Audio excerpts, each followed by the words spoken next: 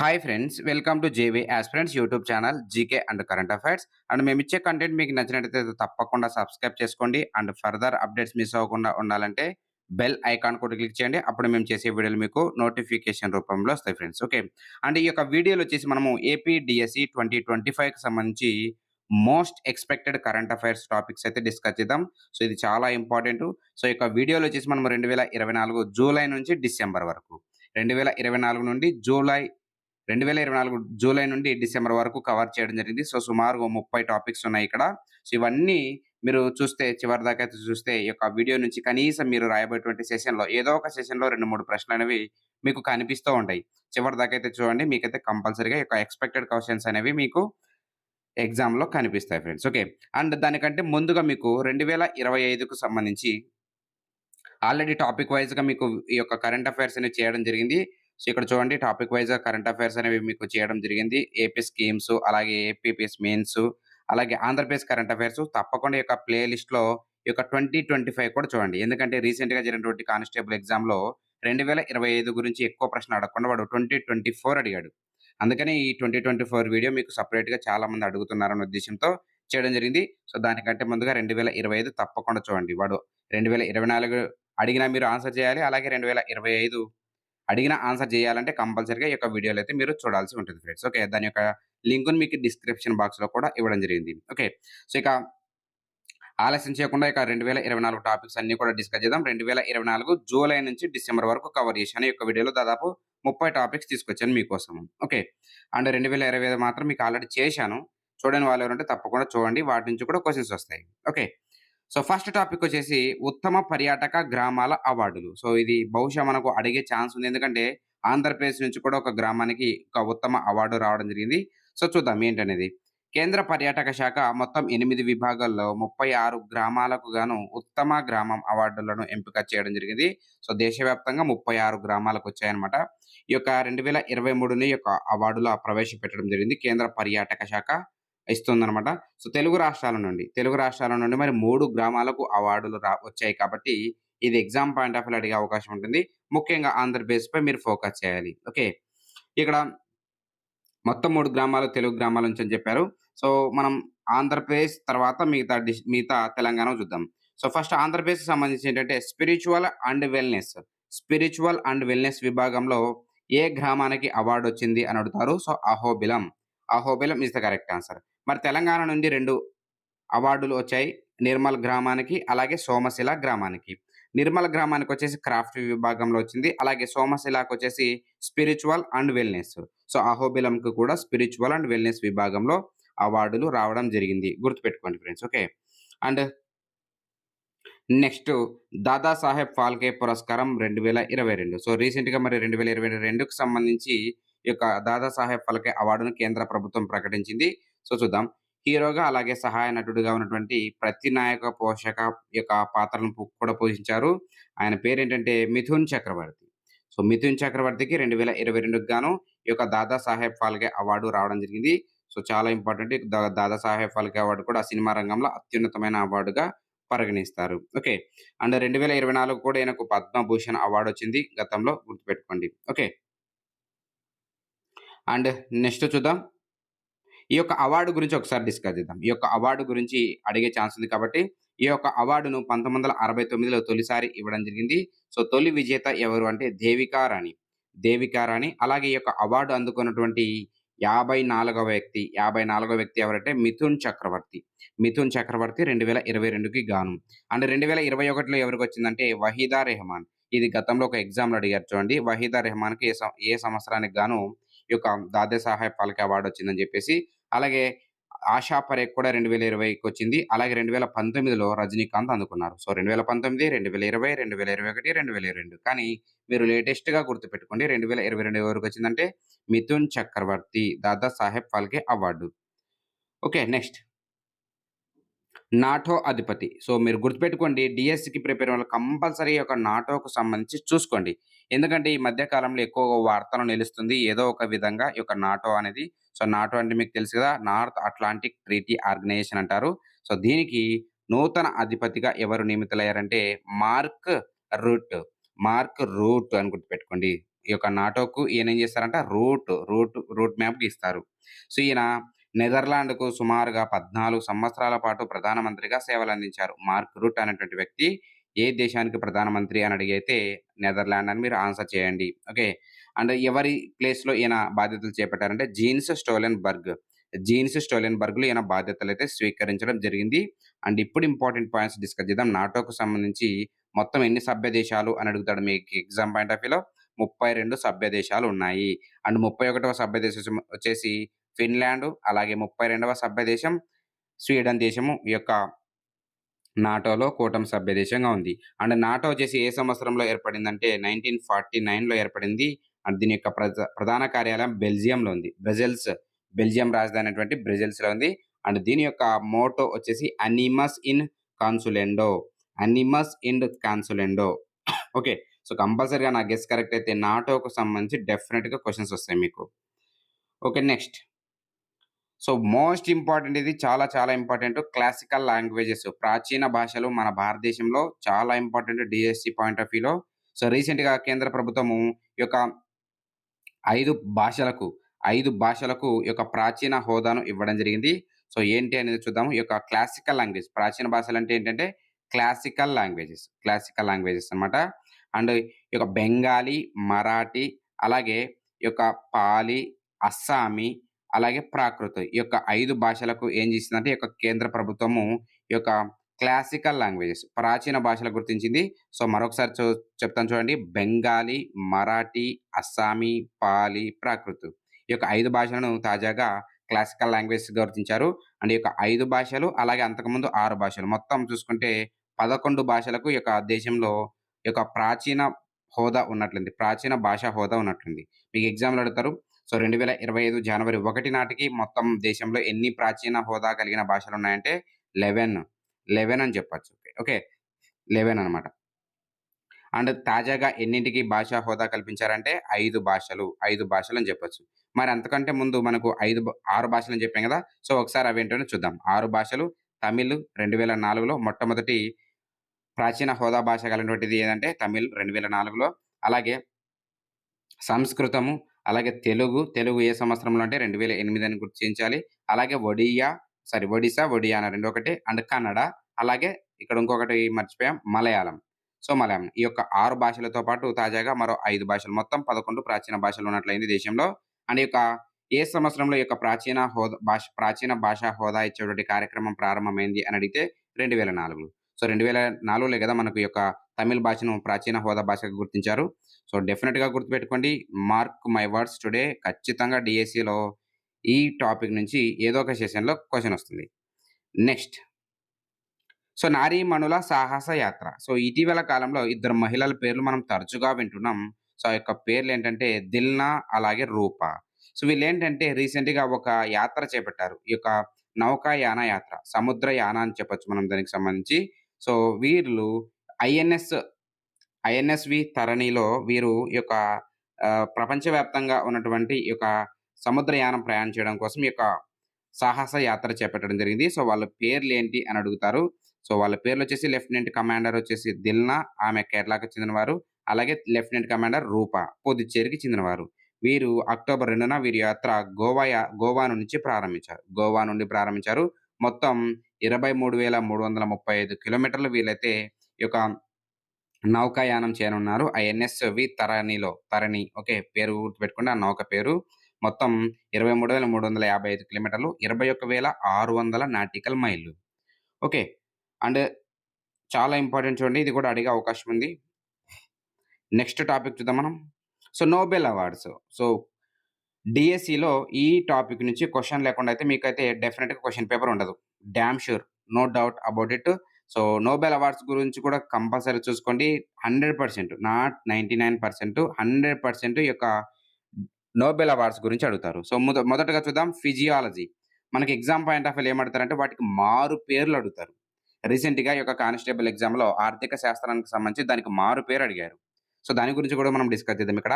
So, మనకు ఒక్కోసారి వైద్య రంగంలో ఎవరు అందుకున్నారు నోబెల్ అని అడగకుండా ఫిజియాలజీ అని అడుగుతారు. ఫిజియాలజీ. చాలామంది అనుకుంటారు ఫిజియాలజీ అంటే ఫిజిక్స్ అని చెప్పేసి. అని చెప్పేసి. సో, తప్పది. ఫిజియాలజీ అంటే వైద్య రంగం. చాలా మందికి తెలిసుండొచ్చు. కొంతమందికి తెలియకపోవచ్చనమాట. సో, ఫిజియాలజీ అంటే వైద్య రంగం, మెడిసిన్. సో, 2024 గాను ఎంతమందికి ఈ యొక్క వైద్య రంగంలో అవార్డులొచ్చిందంటే నోబెల్ ప్రైజ్ ఇద్దరికొచ్చింది. వీళ్ళిద్దరు కూడా అమెరికా వాసులే. అమెరికాకి చెందిన వారే. వాళ్ళ పేర్లేంటంటే విక్టర్ ఆంబ్రోస్ అలాగే గ్యారీ రౌకున్.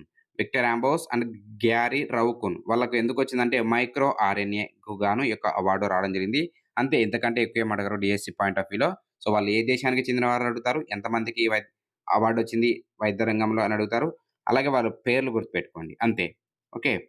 అండ్ నెక్స్ట్ ఇప్పుడు మనము ఫిజిక్స్, భౌతిక శాస్త్రంలో నోబెల్ బహుమతి ఎవరికొచ్చింది 2024 గాను చూద్దాం. సో, 2024 గాను ఇద్దరికొచ్చింది. వైద్య రంగం ఇద్దరికీ, అలాగే భౌతిక శాస్త్రం కూడా ఇద్దరికే.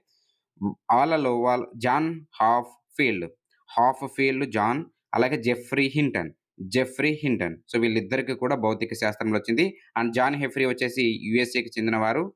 అలాగే జెఫ్రీ హింటన్ వచ్చేసి కెనడా, బ్రిటన్‌లో ఈయనకు పౌరసత్వం ఉంది. ఓకే. అండ్ నెక్స్ట్ రసాయన శాస్త్రంలో ముగ్గురికి నోబెల్ ప్రైజ్ రావడం జరిగింది. సో, ముగ్గురికి రావడం జరిగింది. వాళ్ళ పేర్లు చూద్దాం. David Baker, David Baker from America. అలాగే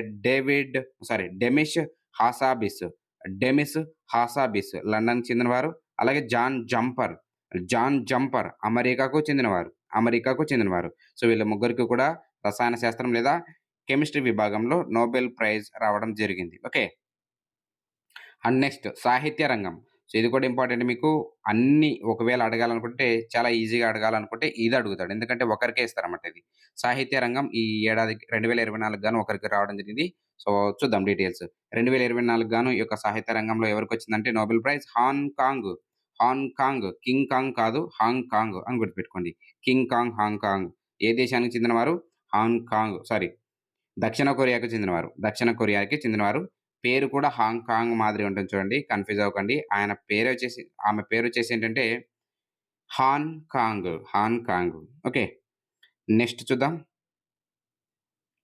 అని ఎందుకొచ్చిందో ఒకసారి మీకు నోబెల్ ప్రైజ్ చూద్దాం. ఒకవేళ అడిగే ఛాన్స్ ఉంది కాబట్టి, బలహీన పట్ల, ముఖ్యంగా మహిళల పట్ల సహానుభూతి కూడా వ్యక్తమవుతుందని ఈ యొక్క కమిటీ ఇచ్చినటువంటి ఒక నివేదిక తెలపడం జరిగింది.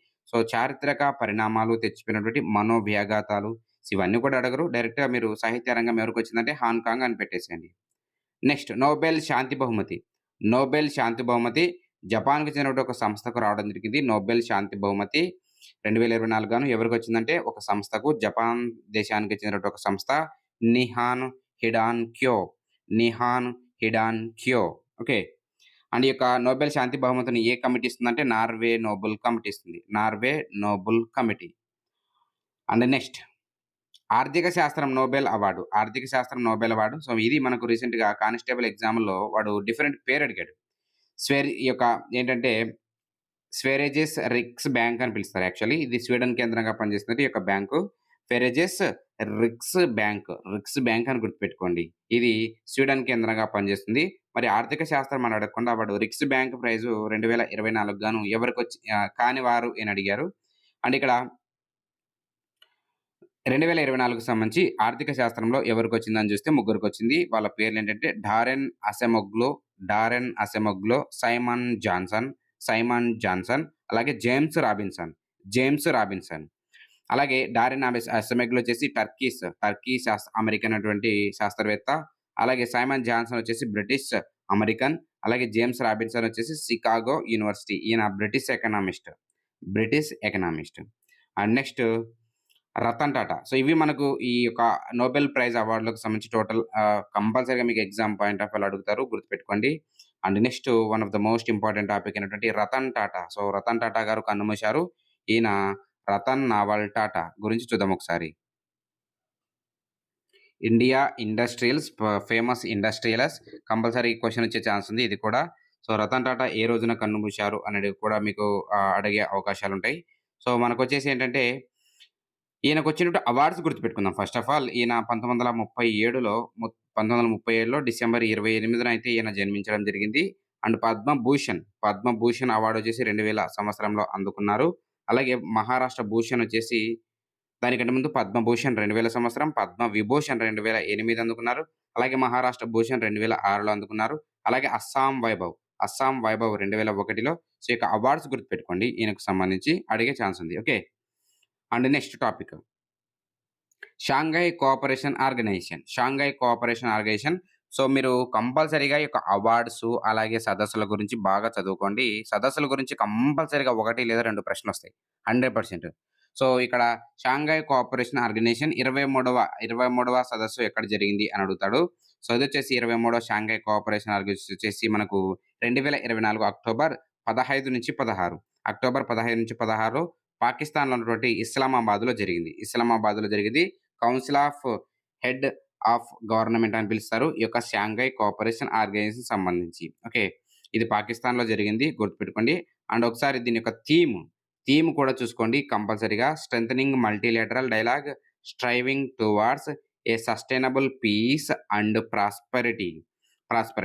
అండ్ ఈ యొక్క షాంఘై కోఆపరేషన్ ఆర్గనైజేషన్ సంబంధించి ఒకసారి బ్రీఫ్‌గా చూద్దాం.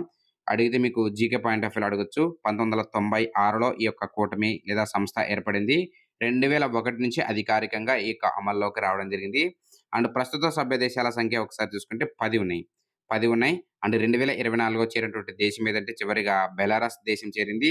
అండ్ 2023లో ఏ దేశం చేరిందంటే 2023లో ఇరాను, అలాగే 2024లో బెలారస్ దేశం చేరింది. మరి పాకిస్తాన్ అలాగే భారతదేశం ఏ సంవత్సరంలో జాయిన్ అయ్యాయంటే 2017లో ఈ యొక్క షాంఘై కోఆపరేషన్ ఆర్గనైజేషన్‌లో చేరడం జరిగింది. అండ్ ప్రెజెంట్ పరిశీలక సభ్య దేశంగా మీకు మంగోలియా దేశం ఉంటుంది. అండ్ ఇతర సభ్య దేశాలు చూసుకుంటే మొత్తం 10 సభ్య దేశాలని చెప్పాము. ఇందులో ఇతర సభ్య దేశాలు Pakistan, China, Russia, Kazakhstan and Kyrgyzstan అన్ని కిస్తాన్‌లో ఉంటాయి చూడండి. రష్యా అండ్ చైనా తప్ప అన్నీ కూడా కజకిస్తాను, కిర్గిజిస్తాను, తజికిస్తాను, పాకిస్తాను ఇవే సుమారుగా 4 దేశాలున్నాయి. అండ్ మిగిలిన మన దేశము, అలాగే ఇక్కడ 2 కొత్త దేశాలు 3 అండ్ ఇక్కడ 2 దేశాలు కొత్తగా ఉంటాయి. మొత్తంగా 10 సభ్య దేశాలు. అండ్ దీని యొక్క ప్రధాన కార్యాలయం వచ్చేసి చైనాలో ఉంటుంది బీజింగ్‌లో. అండ్ 2024 జూలై ఎస్‌సిఓ వార్షిక శిఖరాగ్ర సదస్సు కజకిస్తాన్‌లో జరిగింది friends. Okay. So, next topic చూద్దాం మనం ఇక్కడ. సో, నెక్స్ట్ టాపిక్ వచ్చేసి ఏంటంటే నెక్స్ట్ భారతదేశ తదుపరి ప్రధాన న్యాయమూర్తులు. సో, వీటి నుంచి కూడా బహుశా క్వెషన్ వచ్చే ఛాన్స్ ఉంది. సో, రీసెంట్‌గా మరి జస్టిస్ బిఆర్ గవై 52వ ప్రధాన న్యాయమూర్తిగా బాధ్యతలు చేపట్టడం జరిగింది. మరి మీకు అడుగుతారు ఒక్కోసారి జతపరచడం కూడా అడిగే అవకాశం ఉంది కాబట్టి ఆ పాయింట్ ఆఫ్ వ్యూలో మీకు ఇవ్వడం జరిగింది ఇక్కడ. సో, 51వ ప్రధాన న్యాయమూర్తి వచ్చేసి జస్టిస్ సంజీవ్ ఖన్నా.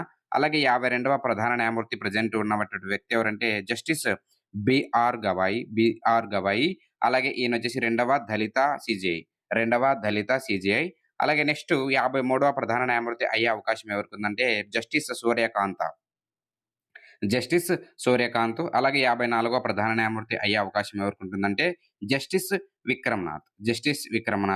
అలాగే 55వ ప్రధాన న్యాయమూర్తిగా ఎవరు అయ్యే అవకాశాలు ఉంటాయంటే ఇది అయ్యే అవకాశాలని చెప్పేసి బీఈడీకి సంబంధించి ఒక ఎగ్జామ్‌లో అడిగారు. బీఈడీకి సంబంధించి ఎంట్రన్స్ ఎగ్జామ్‌లో అడిగారు. బివి నాగరత్న 55వ ప్రధాన న్యాయమూర్తి అయ్యే అవకాశం.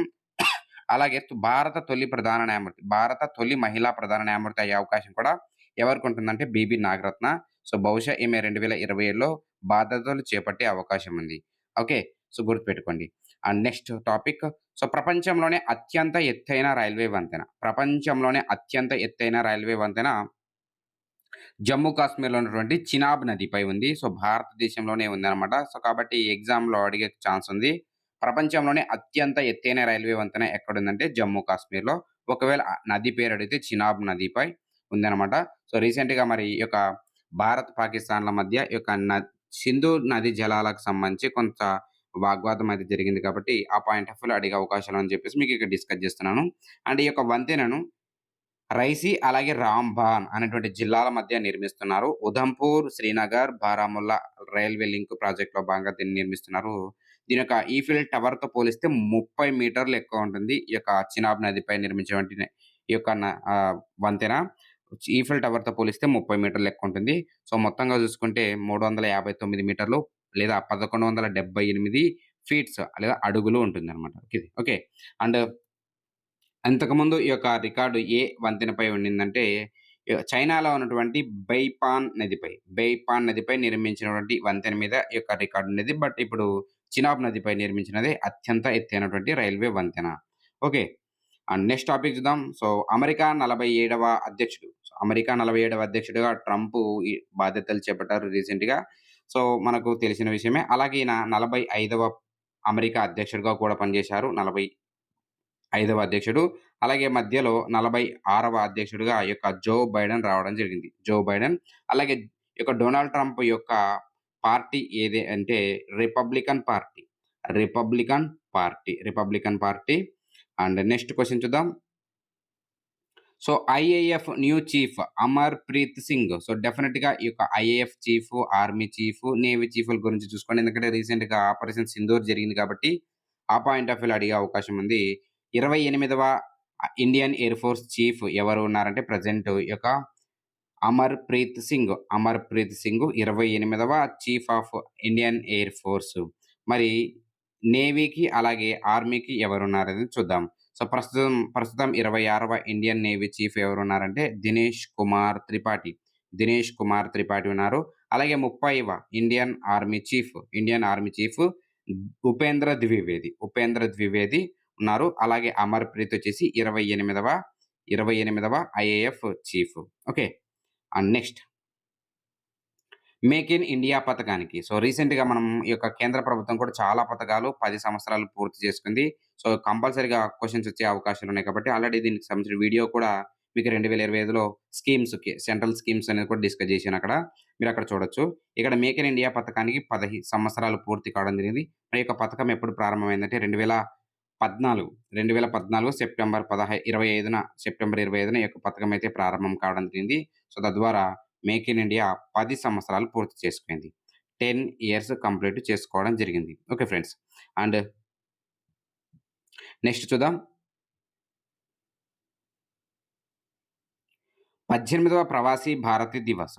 సో, మీకు దివస్ నుంచి కూడా ఒక క్వెషన్ డామ్ ష్యూర్‌గా వచ్చే ఛాన్స్ ఉంది.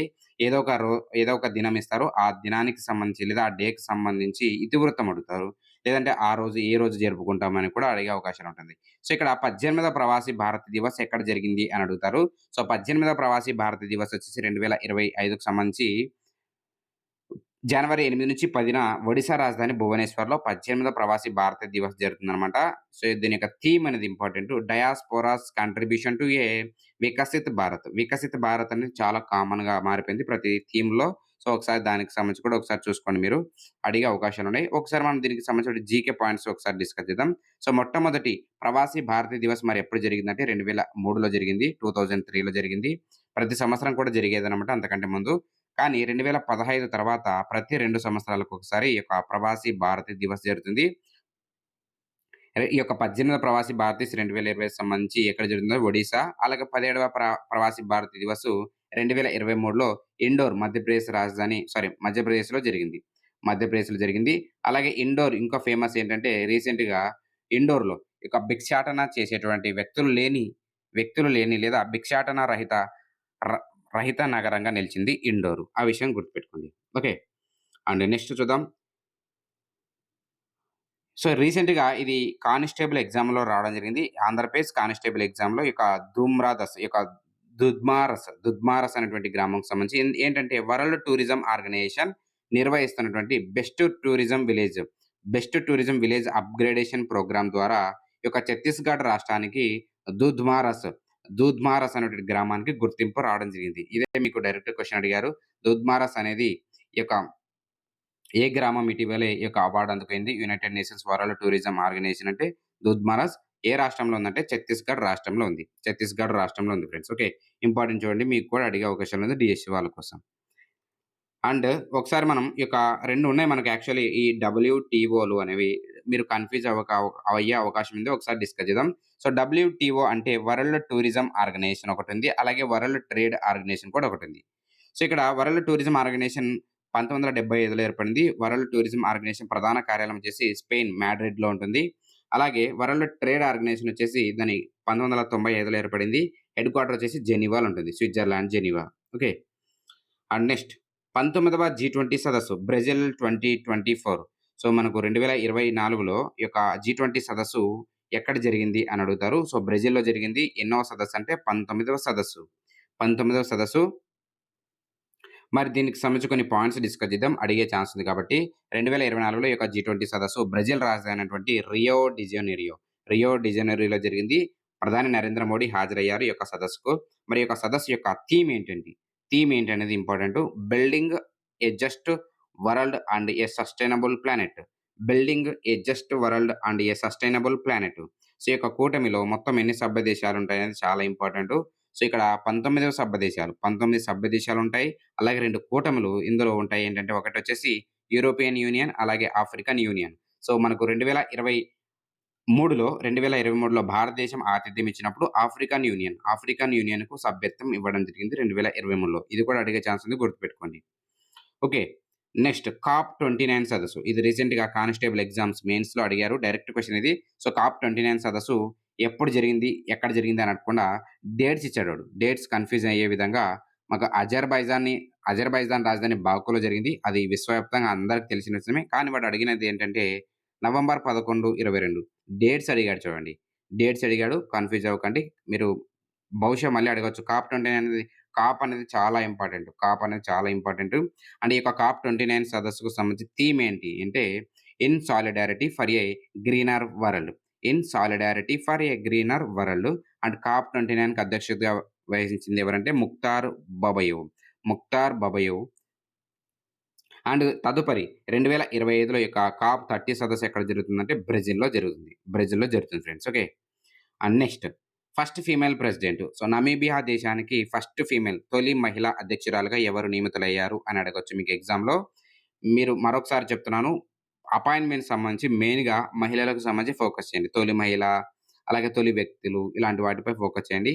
సో, ఇక్కడ నమీబియా ఎన్నికల్లో స్వాపో పార్టీ విజయం సాధించింది. సో, ఆమె పేరేంటంటే ఎన్ఎన్ఎన్. త్రిబుల్ ఎన్ అని గుర్తుపెట్టుకోండి. 'త్రిబుల్ ఆర్' సినిమా లాగా త్రిబుల్ ఎన్ అనమాట. నెటుంబో నండి, అలాగే ఎన్ డ్వైటా. సో, త్రిబుల్ ఎన్ అనమాట. సో, ఏ దేశానికంటే నమీబియా. సో, దేశం పేరు కూడా ఎన్‌తో స్టార్ట్ అవుతుంది. నమీబియా. త్రిబుల్ ఎన్ అని గుర్తుపెట్టుకోండి. Okay friends. And next so, ఒకసారి నమీబియాకు సంబంధించి ఆ దేశ రాజధాని వచ్చేసి విండ్‌హోక్, అలాగే కరెన్సీ వచ్చేసి డాలర్. మీకు జీకే పాయింట్ ఆఫ్ వ్యూలో ఇక క్యాపిటల్స్, అలాగే కరెన్సీల గురించి కూడా అడుగుతారు. మీకు తెలిసిన విషయమే అది. And next Reserve Bank of India 26వ governor. Reserve Bank of India 26వ గవర్నర్‌గా ఎవరు నియమితులయ్యారు అని అడగొచ్చు. So, Reserve Bank of India 26వ గవర్నర్ ఎవరంటే సంజయ్ మల్హోత్రా. అలాగే 25వ గవర్నర్ ఎవరంటే శక్తికాంత్ దాస్. ఈయన రిటైర్ అవ్వడం జరిగింది. సో, ఆయన ప్లేస్‌లోని ఒక సంజయ్ మల్హోత్రా రావడం జరిగింది. Okay. And next national space day. So, నా గెస్ కరెక్ట్ అయితే కంపల్సరీగా మీకు ఒకవేళ డే గురించి అడగాలనుకుంటే ఏదో ఒక సెషన్‌లో నేషనల్ స్పేస్ డే ఏ రోజున జరుపుకుంటారు అని అడగొచ్చు. సో, ఆగస్ట్ 23, 2024లో తొలిసారి జరుపుకోవడం జరిగింది. ఆగస్ట్ 23న national space day. National space డేగా జరుపుకోవడం జరిగింది. అలాగే మే 11 మనం నేషనల్ టెక్నాలజీ డే జరుపుకుంటాం. సో, నేషనల్ స్పేస్ డే కంపల్సరీగా క్వెషన్ వచ్చే ఛాన్స్ ఉంది. 2024లో తొలిసారి జరుపుకున్నాం కాబట్టి. ఎందుకు? ఒకసారి థీమ్ చూద్దాం. థీమ్ 2024 థీమ్ చూసుకుంటే touching lives while touching the moon. మీకు మూన్ అనేటువంటి పదం ఉంది. ఏంటంటే 2023లో ఈ యొక్క చంద్రయాన్ 3 ఆగస్ట్ 23న చంద్రుడిపై విజయవంతంగా ల్యాండ్ అయింది. అంటే చంద్రుడిపై విజయవంతంగా దిగినందుకు ఆ యొక్క ఆగస్ట్ 23న కేంద్ర ప్రభుత్వము నేషనల్ స్పేస్ డేగా ప్రకటించింది. నేషనల్ స్పేస్ డే వేరు, నేషనల్ టెక్నాలజీ వేరు. కన్‌ఫ్యూజ్ అవ్వకండి మీరు option. Okay. And next question చూద్దాం. నెక్స్ట్ టాపిక్ రైల్వే బోర్డ్ చైర్మన్‌గా సతీష్ కుమార్ నియమితులు కావడం జరిగింది. సో, ఏంటంటే ఈయన తొలి దళిత రైల్వే బోర్డుకు సంబంధించి తొలి దళిత చైర్మన్‌గా రికార్డ్ సృష్టించారు. కాబట్టి అడిగే అవకాశాలున్నాయి. 47వ చైర్మను, అలాగే తొలి దళిత చైర్మను ఈయనే అన్నమాట. సో, సతీష్ కుమార్. ఆయన పేరేంటంటే సతీష్ కుమార్. రైల్వే బోర్డ్ తొలి దళిత చైర్మన్ ఎవరంటే సతీష్ కుమార్. అలాగే 47వ చైర్మన్ కూడా సతీష్ కుమారే. అండ్ ఎవరి ప్లేస్‌లో ఈయన వచ్చారంటే రైల్వే బోర్డ్ తొలి మహిళా చైర్పర్సన్ అయినటువంటి జయవర్మ సిన్హా నుంచి ఈ బాధ్యతలు తీసుకోవడం జరిగింది సతీష్ కుమార్. సో, ఇది కూడా గుర్తుపెట్టుకోండి. రైల్వే బోర్డ్ తొలి మహిళా చైర్పర్సన్ ఎవరంటే జయవర్మ సిన్హా. అలాగే తొలి దళిత రైల్వే బోర్డ్ చైర్మన్ ఎవరంటే Satish Kumar. Okay. And next Tripura తిరుగుబాటుదారులతో శాంతి ఒప్పందం. సో, రీసెంట్‌గా ఇది Telangana Andhra Pradesh PC police constable సంబంధించి మెయిన్స్‌లో అడిగారు ఈ యొక్క క్వెషను. సో, ఇది ఒకసారి చూడండి. మీకు కూడా అడిగే అవకాశాలుంటాయని నేను మళ్ళీ డిస్కస్ చేస్తున్నాను. సో, త్రిపురలో తిరుగుబాటు బృందాలతో ఆ యొక్క త్రిపుర రాష్ట్ర ప్రభుత్వము, అలాగే కేంద్ర ప్రభుత్వము 2024 సెప్టెంబర్ 4న ఒప్పందం కుదుర్చుకోవడం జరిగింది. సో, ఆ యొక్క 2 కూటములేంటంటే 2 సంస్థలు national liberation front of Tripura, అలాగే all Tripura tiger force. So, ఇక్కడ నుంచి క్వెషనొచ్చింది మీకు కానిస్టేబుల్ మెయిన్స్‌లో. ఓకే. అండ్ త్రిపుర సీఎంగా మాణిక్ సాహా ఉన్నారు. త్రిపుర సీఎం మాణిక్ సాహాగా ఉన్నారు. అండ్ నెక్స్ట్ మొట్టమొదటి ధ్యాన దినం. ఇది కూడా ఇంపార్టెంట్ చూడండి. మనకు అందరికీ తెలిసిన విషయమే. ఈ యొక్క యోగా దినం జూన్ 21న జరుపుకుంటారు ప్రపంచవ్యాప్తంగా. అలాగే మొట్టమొదటి ధ్యాన దినం meditation day. Meditation day. So, ఇది కూడా ఇంపార్టెంటే. మెడిటేషన్ డే ఎప్పుడు జరుపుకుంటారు అని అడగొచ్చు. So, December 21. డిసెంబర్ 21న మొట్టమొదటి ధ్యాన దినోత్సవంగా 2024లో జరుపుకోవడం జరిగింది. యునైటెడ్ నేషన్స్ ఆర్గనైజేషన్ ఆధ్వర్యంలో. థీమ్ ఇంపార్టెంట్ మనకు. Theme important. Meditation for global peace and harmony. Meditation for global peace and harmony. So, ప్రపంచ శాంతి సామరస్యాలకు ధ్యానం అనేటువంటి దానికి సంబంధించి ఈ యొక్క భారత ప్రభుత్వమే దీన్ని ప్రతిపాదించడం జరిగింది కాబట్టి డెఫినిట్ గతంలో కూడా యోగా దినోత్సవాన్ని కూడా భారతదేశమే ప్రతిపాదించింది. అండ్ ఇప్పుడు కూడా ధ్యాన దినం అనేది కూడా భారతదేశమే ప్రతిపాదించింది. అడిగే అవకాశాలున్నాయి కంపల్సరీగా. అండ్ నెక్స్ట్ సో, ఈ యొక్క దినోత్సవాన్ని జరుపుకోవాలని ప్రతిపాదన చేసిన భారతదేశంతో పాటు మరికొన్ని దేశాలున్నాయి. So, Mexico, Andorra, Nepal and Sri Lanka, అలాగే లియాచిటెన్‌స్టీన్. ఓకే. అండ్ నెక్స్ట్ 5 రాష్ట్రాలకు రీసెంట్‌గా గవర్నర్‌లు నియమించబడడం జరిగింది రాష్ట్రపతి చేత. సో, ఒకసారి ఆ యొక్క 5 రాష్ట్రాల నూతన గవర్నర్‌లు ఎవరు అనేది చూద్దాము. సో, మణిపూర్. సో, మణిపూర్ రీసెంట్‌గా మనకు ఈ యొక్క రాష్ట్రపతి పాలన గూడా విధించారు. మాణిక్ సాహా ఆ రాష్ట్ర చీఫ్ మినిస్టర్ రాజీనామా చేయడంచే ఆ రాష్ట్రంలో ఈ యొక్క రాష్ట్రపతి పాలన కూడా వేయడం జరిగింది. సో, మణిపూర్ గవర్నర్‌గా ఎవరున్నారంటే అజయ్ కుమార్ భల్లా. అజయ్ కుమార్ భల్లా అండ్ ఆయన గతంలో కేంద్ర హోంశాఖ మాజీ కార్యదర్శిగా పనిచేశారు. అండ్ ఒడిశా గవర్నర్ ఎవరంటే కంభంపాటి హరిబాబు. ఈయన తెలుగువారు. ఆంధ్రప్రదేశ్‌కి చెందినటువంటి వ్యక్తి. అలాగే మిజోరాం గవర్నర్ ఎవరంటే విజయ్ కుమార్ సింగ్. విజయ్ కుమార్ సింగ్. అలాగే కేరళ గవర్నర్ ఎవరంటే రాజేంద్ర విశ్వనాథ్ ఆర్లేకర్. అలాగే బీహార్ గవర్నర్ ఎవరంటే ఆరిఫ్ మహమ్మద్ ఖాన్. సో, రీసెంట్‌గా ఈ యొక్క గవర్నర్‌లు నియమించబడ్డారు కాబట్టి క్వెషన్స్ వచ్చే ఛాన్స్ ఉంది. అండ్ నెక్స్ట్ భారతదేశ మాజీ ప్రధానమంత్రి మన్మోహన్ సింగ్ కన్నుమూశారు. చనిపోవడం జరిగింది.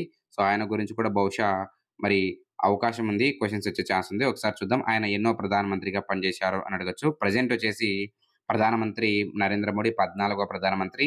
అండ్ ఆయన కంటే ముందు పనిచేశారు కాబట్టి 13వ ప్రధానమంత్రి అవుతారు. అండ్ భారత మాజీ ప్రధానమంత్రి మన్మోహన్ సింగ్ ఎప్పుడు చనిపోయారంటే డిసెంబర్ 26, 2024న. సో, 92 సంవత్సరాల వయసులో కన్నుమూశారు. ఢిల్లీలో ఆసుపత్రిలో కన్నుమూశారు. ఎయిమ్స్ హాస్పిటల్‌లో. అండ్ ఈయనకు సంబంధించి కొన్ని కీ పాయింట్స్ డిస్కస్ చేద్దాం. సో, ఈయన 1932 సెప్టెంబర్ 26న జన్మించారు. గహ్ అనే ప్రాంతము పంజాబ్ ప్రావిన్స్‌లో. ఈయన యూపీఏ అనేటువంటి కూటమి హయాంలో 10 సంవత్సరాలుగా పనిచేశారు. 2004 నుంచి 2014. ఈయన తర్వాతనే ప్రైమ్ మినిస్టర్ మోడీ రావడం జరిగింది. 14వ ప్రధానమంత్రిగా. అండ్ ఈయన ప్రధానమంత్రిగా మన్మోహన్ సింగ్ వచ్చేసి 33 ఏళ్ల పాటు రాజ్యసభ సభ్యునిగా కొనసాగడం జరిగింది అనే విషయాన్ని గుర్తుపెట్టుకోండి. ఈయన ఎన్నో ప్రధానమంత్రి అంటే 13వ ప్రధానమంత్రి. 13వ ప్రధానమంత్రి అని గుర్తుపెట్టుకోండి. అలాగే ఈయన గతంలో ఆర్‌బీఐ గవర్నర్‌గా కూడా పనిచేశారు. ఆర్‌బీఐ గవర్నర్‌గా కూడా పనిచేశారు 1982లో. ఓకే. నెక్స్ట్ ఇది కూడా important. Most important. So, June 25న మనకు రాజ్యాంగ హత్యా దినోత్సవంగా కేంద్ర ప్రభుత్వం అయితే ఒక గెజెట్ నోటిఫికేషన్ విడుదల చేసింది. మీకు ఎగ్జామ్‌లో అడుగుతారు. జూన్ 25. సో, మీకు ఇప్పటికే ఇది 3వ కొత్త దినోత్సవం గురించి చెప్తున్నాను. మొదటొచ్చేసి స్పేస్ దినోత్సవం, అలాగే ధ్యాన దినోత్సవం, అలాగే రాజ్యాంగ హత్యా దినోత్సవం. ఈ మూడిటి నుంచి కంపల్సరీగా క్వెషన్ వచ్చే ఛాన్స్ ఉంది. గుర్తుపెట్టుకోండి. జూన్ 25న మనం ఏ దినోత్సవంగా జరుపుకుంటామంటే రాజ్యాంగ హత్యా దినోత్సవంగా కేంద్ర ప్రభుత్వం ప్రకటించింది. జూన్ 25. ఎందుకోసం జూన్ 25 అంటే దేశంలో అత్యవసర పరిస్థితిని విధించినటువంటి జూన్ 25 అన్నమాట. ఆ రోజున రాజ్యాంగ హత్య దినోత్సవంగా జరుపుకోవాలని, లేదా సంవిధాన్ అంటే హిందీలో అర్థము ఏంటంటే రాజ్యాంగం అని అర్థం. రాజ్యాంగ హత్యా దివస్‌గా జరుపుకోవాలని కేంద్ర ప్రభుత్వం ప్రకటించింది. మరి దేశంలో అత్యవసర పరిస్థితి విధించింది ఎవరంటే అప్పట్లో మనకు ఇందిరాగాంధీ. సో, ఏ సంవత్సరంలో అంటే 1975 జూన్ 25. జూన్ 25, 1975 అని గుర్తుపెట్టుకోండి. ఓకే. నెక్స్ట్ రాష్ట్రపతి భవన్‌లో 2 హాల్‌లకు కొత్త పేర్లు పెట్టడం జరిగింది. సో, ఒకసారి చూద్దాం. ఆ యొక్క కొత్త పేర్లు ఇక్కడ కొన్ని ఉన్నాయి. ఒకసారి డిస్కస్ చేద్దాం. ఎందుకంటే మారు పేర్లు కూడా అడుగుతాడు ఎగ్జామ్ పాయింట్ ఆఫ్ వ్యూలో. సో, దర్బార్ హాల్‌ను ఈ యొక్క రాష్ట్రపతి భవన్‌లో ఉన్నటువంటి దర్బార్ హాల్‌ను ఏ పేరుగా మార్చడం జరిగిందంటే గణతంత్ర మండపం. గణతంత్ర మండపంగా పేరు మార్చడం జరిగింది. అలాగే అశోక్ హాల్, అశోక్ హాల్ అనేటువంటి దాన్ని అశోక్ మండపంగా పేరు మార్చడం జరిగింది. పేరు మార్చడం జరిగింది. మీకు ఎగ్జామ్‌లో డైరెక్ట్ క్వెషన్ అడుగుతారు. దర్బార్ హాల్ ఏ పేరుగా మార్చడం జరిగిందంటే గణతంత్ర మండపం. అలాగే అశోక్ హాల్ అనేది ఏ మండపంగా పేరు మార్చారంటే అశోక్ మండపం. అశోక్ హాల్, అశోక్ మండపం. అలాగే 2023లో మొఘల్ గార్డెన్స్‌ను ఏ పేరుగా మార్చారు అని అడుగుతారు. అమృత్ ఉద్యాన్. అమృత్ ఉద్యాన్. ఇది కూడా ఇంపార్టెంట్ చూడండి. 2023 అప్డేట్ ఇది. ఇది 2024 అప్డేట్స్. ఓకే. నెక్స్ట్ ఒక సొరంగం వార్తలో నిలిచింది. సో, సిన్‌కున్‌లా, సిన్‌కున్‌లా సొరంగం ఎక్కడుంది అని అడుగుతారు మీకు. సో, మీకు ఒకవేళ అడిగితే అలాంటివి క్వెషన్స్ డైరెక్ట్‌గా ఆన్సర్ చేయాలి. ఇదొచ్చేసి హిమాచల్ ప్రదేశ్ అలాగే లద్దాఖ్‌లను ఇది అనుసంధానిస్తుంది. సిన్‌కున్‌లా సొరంగం. సిన్‌కున్‌లా సొరంగం. ప్రధాని నరేంద్ర మోడీ దీనికి శంకుస్థాపన చేశారు 2024లో. దీని పొడవు వచ్చేసి 4.1 కిలోమీటర్లుంటుంది. దీనిని ఏమని పిలుస్తారంటే ట్విన్ ట్యూబ్ టన్నెల్. మీకు ఎగ్జామ్‌లో సిన్‌కున్‌లా సొరంగం అని అడగకుండా ఏం పేరు అడుగుతారంటే twin tube tunnel. Twin tube టన్నెల్‌గా అని పిలుస్తారు. అండ్ ఇది ఏ 2 రాష్ట్రాలను లేదా ఒక కేంద్రపాలితం లద్దాఖ్ అలాగే హిమాచల్ ప్రదేశ్ ఈ రెండిటిని కూడా అనుసంధానిస్తుందనమాట. అండ్ ఇక్కడ ఇంపార్టెంట్ ఏంటంటే ఈ నిర్మాణం పూర్తయితే ప్రపంచంలోనే అత్యంత ఎత్తైన సొరంగం ఎక్కడ ఉంటుందంటే సిన్‌కున్‌లా అనమాట. ఈ యొక్క హిమాచల్ ప్రదేశ్ అండ్ లద్దాఖ్. ఇదొచ్చేసి దీన్ని 15,800 అడుగుల ఎత్తులో నిర్మించున్నారు. 15,800 సో, ప్రపంచంలోనే అత్యంత ఎత్తైనటువంటి సొరంగ మార్గం అనమాట. ఓకే. నెక్స్ట్ 46వ వరల్డ్ హెరిటేజ్ కమిటీ. సో, రీసెంట్‌గా మనకు ఈ యొక్క 2024లో 46వ వరల్డ్ హెరిటేజ్ సమావేశం న్యూఢిల్లీలో జరిగింది. న్యూఢిల్లీలో జరిగింది.